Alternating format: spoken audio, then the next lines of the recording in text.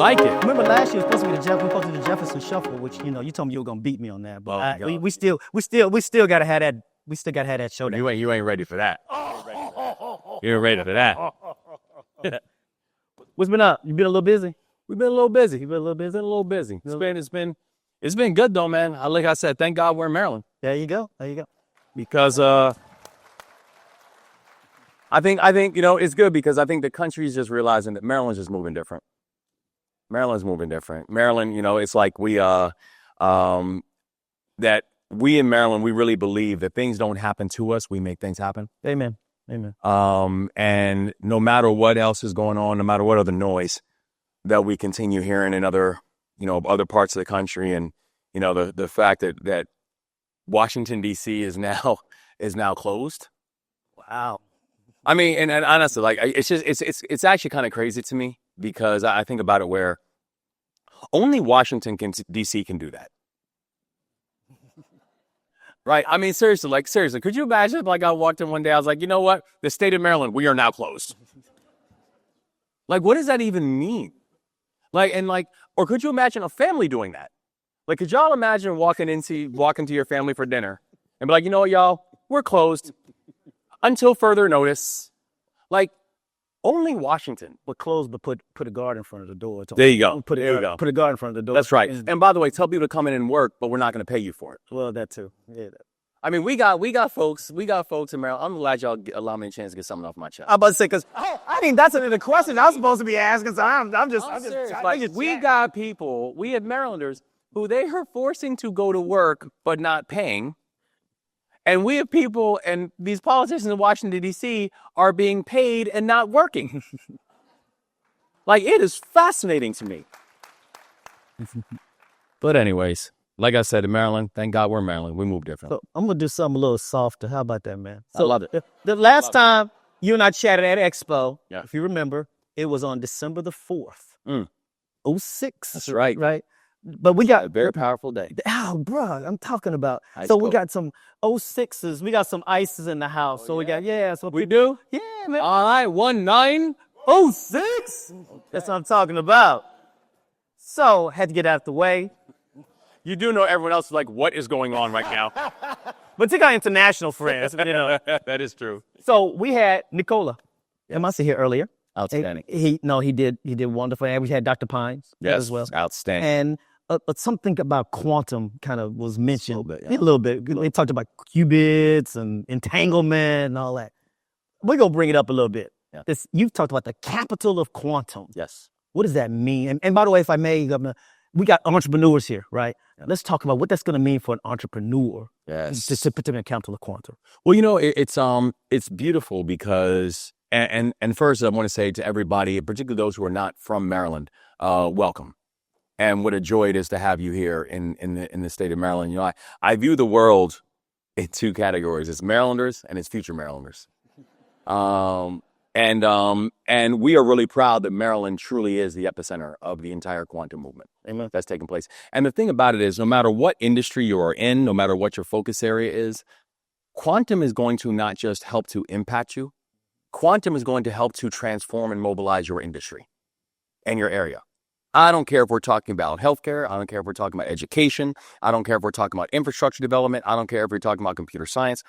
Quantum really is going to be at the epicenter about how we do it, because it is truly about how we're thinking about speed and efficacy of processing. I love it. Yeah. How are we making sure that we have and are capturing information and making sure that information is shared and spread and that it's actually coming to a larger societal benefit? So we're really excited about the work that's happening here. I was very proud to announce our Capital of Quantum initiative, which was a $1 billion initiative that's going to be leveraging both public, private, philanthropic dollars to be able to make sure that the top quantum innovators are here. Are here. And we are already seeing it. If you're looking at the Discovery District, you're looking at the work that's happening here right now at the University of Maryland. We have some of the top quantum minds and some of the top quantum platforms that are already stationed and housed right here. Over a dozen companies already built out within walking distance of this. Completely. And then not to mention IonQ. There you go. Which is a company which, the first pure quantum publicly traded company that we have seen that is now doubled in value over the process of months. So we're talking about something that is a unicorn being surrounded by unicorns. I love it. And that's what I think this ecosystem is really going to help to foster, develop, and really build out. Why I think you're saying that everybody understands Maryland's unique role inside of this, inside of the pure quantum play right now. You love this. So Dr. Pines, President Pines earlier challenged the group to create another series of unicorns around quantum. So he heard you in that. Yeah. So switching a little more. So just for time.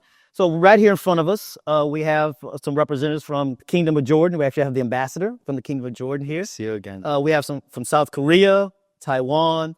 And so earlier today, I think your team told us we've signed an agreement with an entity from Taiwan for $50 million. We did.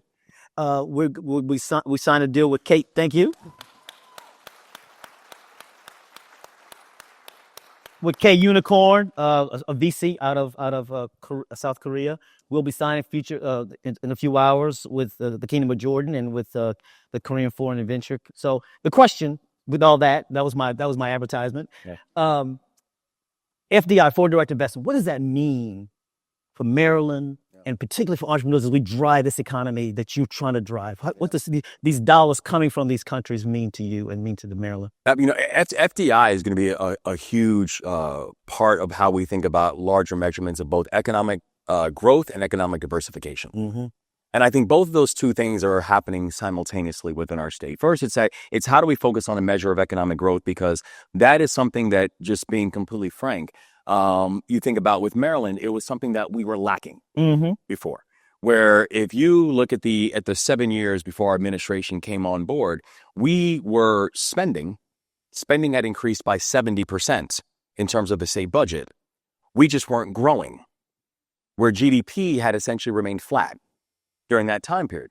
And so we knew we had to be able to change that dynamic, because if you think about it, and again, for those who don't know, I don't come from the world of politics. This is literally the first elected office I've ever held in my life. I ran for governor. I'd never run for anything before in my life. And then I was like, I'll run for governor. And it just kind of worked out. So it's like, Pretty good. You're pretty good. It's pretty good. You're pretty good, though. You're pretty good. I should go to Vegas this weekend. We're pretty good. But it's like, but it's one of these things where if you think about how do you create growth, and my background is in the military, my background is in the private sector. I worked in finance. I had my own small business, and you have to do two things: control spend and increase your top line. Right? That's how you create growth. And so we knew that in the state of Maryland, we had to do exactly that: control spend. Right? Be very diligent and thoughtful about how you are spending your dollars, but also say, what are the things we are going to invest in that's going to increase our top line? And so when we think about what does it mean to have sustainable growth, it meant the industries that we can invest in, focus on. I can talk about that if you're interested as well. Yes. How we think about the lighthouse. The lighthouse. We're going to come to that. Yeah, absolutely. We'll come to that. But then the other piece is that diversification. Mm-hmm. And diversification also meant, what are we doing to diversify off of and just have such a sense of reliance on the things that have traditionally been Maryland's, that we've been the eds, the feds, and the meds, right? That's kind of been Maryland's economy. We've got to diversify. We cannot be so reliant on Washington, D.C. We cannot be so reliant on who sits in an Oval Office. We cannot be reliant on industries that are legacy industries, or industries we will continue to invest in, but we've got to also be able to broaden out. And that's where FDI and, so many of our friends from Jordan, and it's wonderful to see you. So many of our friends from Korea and Japan. I mean, how we're thinking about this work becomes important. And I think about it in this way too, because the thing that we are offering in the state of Maryland, especially at a time when we know that foreign trade and FDI are becoming complicated things right now, especially at a time when we know that, we have tariff policies that are moving daily, where we are having trade barriers that are being laid up, frankly, not because of quantitative analysis, but because of vibes.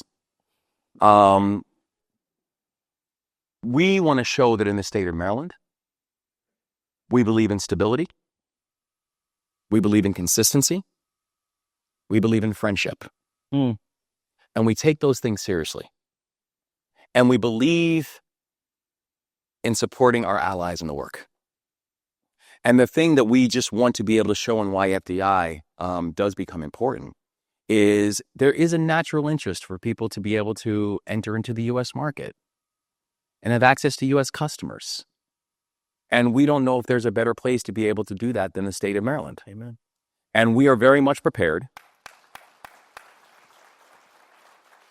And we are very much prepared to be able to do not just build out bilateral relationships, but also have our bilateral negotiations as well. Because we are clear that we want Maryland to be the place that not just we can partner and grow and thrive, but Maryland can be the place that we can dream together. And we do believe that, as we say, that I want Maryland to be the best place in the world to change the world. And so we're excited to have those partnerships. We're here to help you. We're here to help you. So you already mentioned lighthouse sectors. Right before you came on, we had our friends from Commerce, DHCD, MEDC, and TEDCO talking about those lighthouse sectors and what those meant for those agencies, and how, particularly like with the new the sub cabinet we've created to tweak them better. So the question for you is, talk to from your what those lighthouse sectors mean. You just kind of alluded to them, and again, talk to those entrepreneurs. What is it going to mean for these entrepreneurs and these innovators?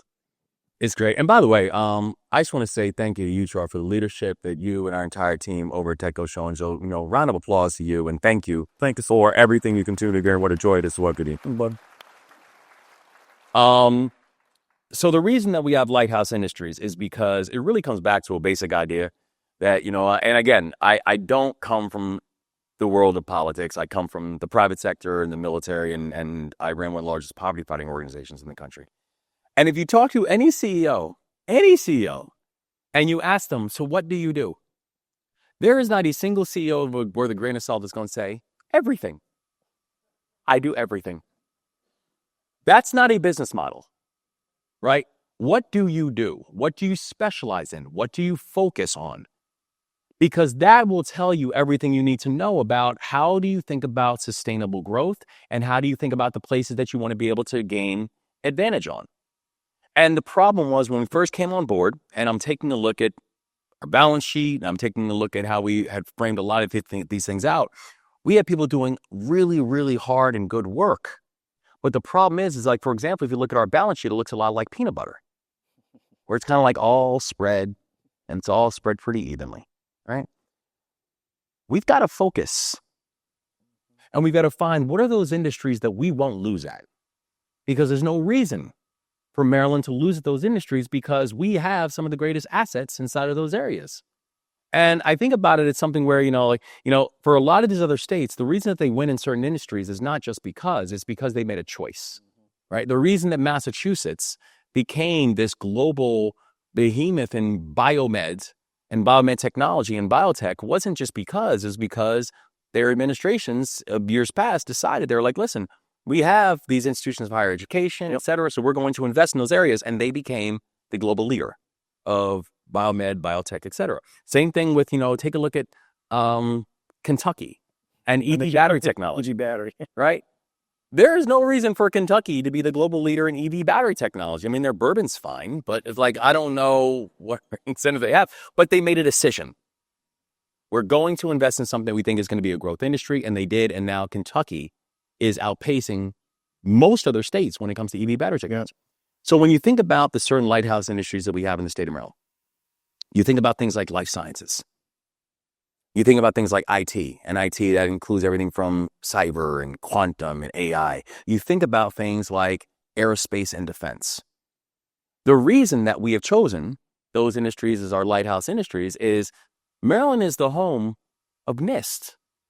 Maryland's home of NIH. Maryland's the home of the U.S. Naval Academy. Maryland's the home of University of Maryland College Park.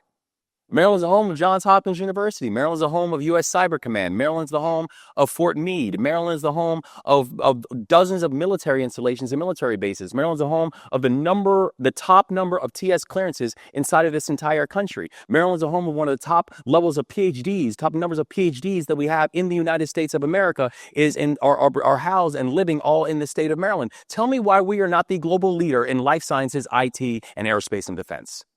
There's no reason. And so really the reason that we have kind of the lighthouse industries is These are the areas that we won't lose at. Mm-hmm. We refuse it. And so let's make sure we're incentivizing.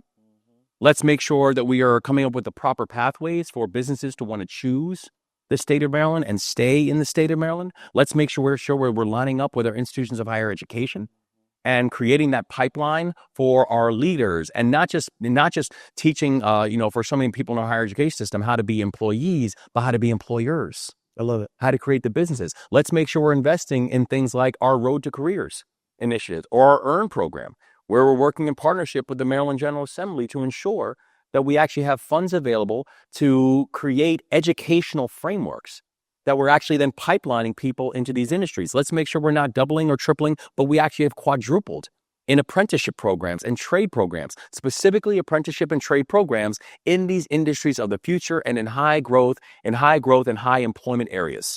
These are the things we've got to focus on, but we're not going to do it by just simply saying we do everything. You got to focus. And that's what I think that's what this moment is really capturing for the state of Maryland. Economic growth, economic diversification, and we're doing it through investment and focus. I love it. I love it. Love it. Love it. Yeah. Pause, please. Please. So, again, you're here at, if you hadn't heard, this is going to be our last expo. I know. So, it's bittersweet. So, talk to our entrepreneurs that are here. Talk to our entrepreneurs about something. You're an entrepreneur yourself. Sorry? You're an entrepreneur yourself. Something that they might not have known before today that the state of Maryland is doing to support their innovation, their growth, and to the point you made earlier, staying in Maryland. Because so many, you know better than anybody, we start them, but we don't sometimes keep them. That's right. So talk to our entrepreneurs today. First to our entrepreneurs, I just want to say thank you for following your heart, because entrepreneurship can be hard sometimes. I can tell you as an entrepreneur, as someone who started a business, you will have more people tell you that's a crazy thing to do than more people that will tell you they'll root you on to do it. And I get it, right? They'll tell you that it's risky. They'll tell you that it's uncertain. They'll tell you maybe you should just wait. But I do believe, as has been said before, when it comes to entrepreneurs, that fortune favors the bold. That there are things that we are benefiting from right now. There are technologies that we are using. There are clothes that we are wearing. There is food that we are eating. Yep. There are things that we are doing every day that was started by an entrepreneur, right? That was started by an idea. That was started by someone who just said, you know what? I know it's risky and I'm doing it anyway. That we support our entrepreneurs and we believe in them because we need them. And we want to make sure that we're creating the right kind of incentive packages for people to be entrepreneurs.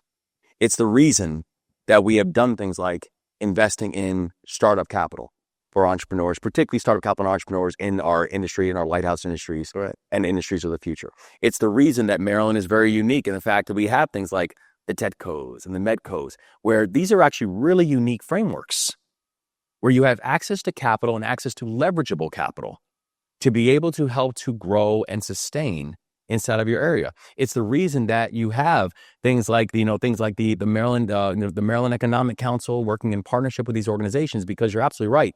It is one thing to have startup capital. And first of all, we're also investing to make sure that even startup capital can be more democratized and more evenly distributed, because the truth is that for many entrepreneurs, and I can tell you as one too, for all of us, when we started our business, you have your friends and family round. The problem is not everyone has the same friends. Amen. A to the man. And not everybody's the same family. A to the man. So let's make sure that we're actually being smart and being thoughtful and being creative and fair about who gets this basic access to capital to turn an idea into something that grows. But also, we don't just want to make sure that Maryland is the home for startups. We want to make sure that Maryland is the home for growth industries and growth businesses, that we don't just want to be able to introduce Series A capital or friends and family round capital to people. It's what about when the business actually starts making revenue? Yep. What about when now they are, now they've gone from being consistently in debt to now this company now becomes profitable?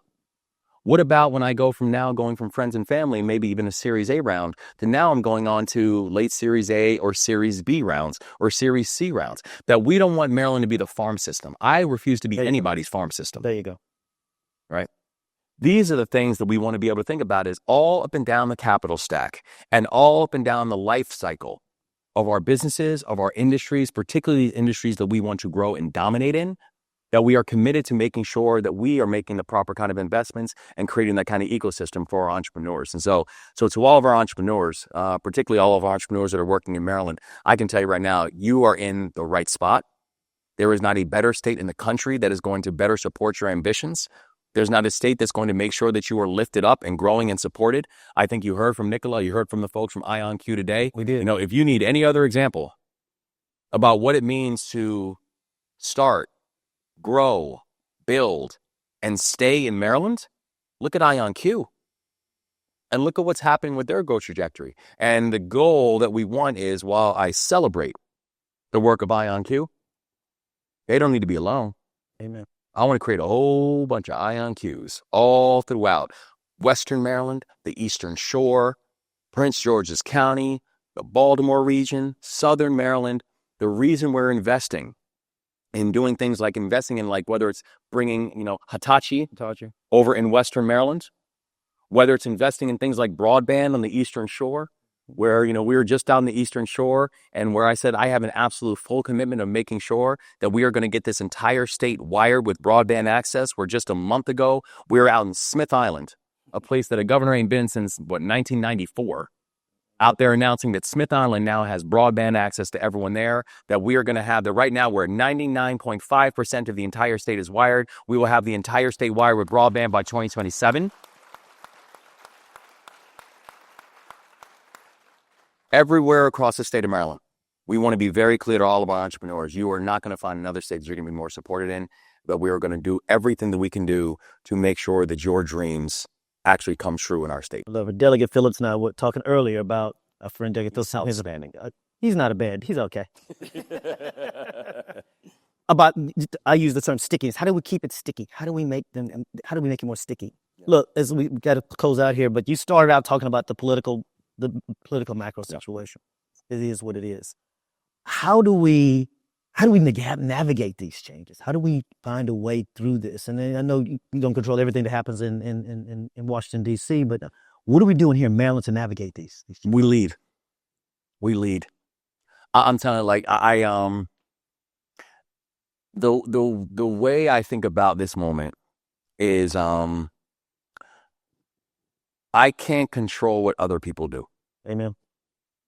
I can control what we do. I can't control how other people move. I can control how I move.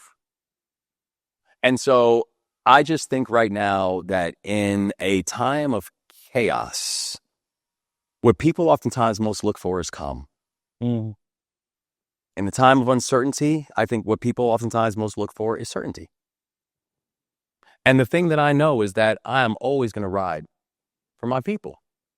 I'm always going to ride for the people of Maryland.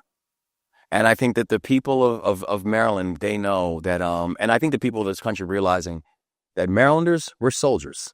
Mm.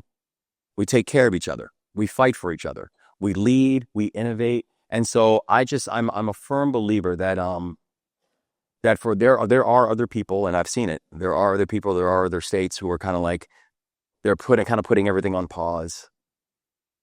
They're waiting to see what's going to happen. They're being quiet, so I don't want to be hit or attacked or whatever. I can tell you right now, we've seen that movie before, and I don't like that ending. Amen. There's only one thing to do, and that's lead. Be who you are. Stand by your values. Stand by your people. And the thing that I know and I have all certainty in this moment is innovation is still very much alive and well. There we go. And that's entrepreneurial energy. That's right. Entrepreneurial energy is still alive and well. Good ideas are still being birthed every single day. And this is a place that is not going to wait to be able to capture it or take advantage of it. This is a place that's going to move aggressively and make sure that while these other states can kind of wait to figure out what's going on, watch us. Because by the time y'all figure it out or think you figured it out, we've already done past and lapped you. And that's exactly how I want our state to keep on moving. Our state moves fast, and we're unapologetic about it. And at a time when people are trying to figure out what's going on, my advice to them is just simply this: watch Maryland, because we will lead. Governor Westmore. The business. My brother. What's up, baby? Love you, buddy. Love you too.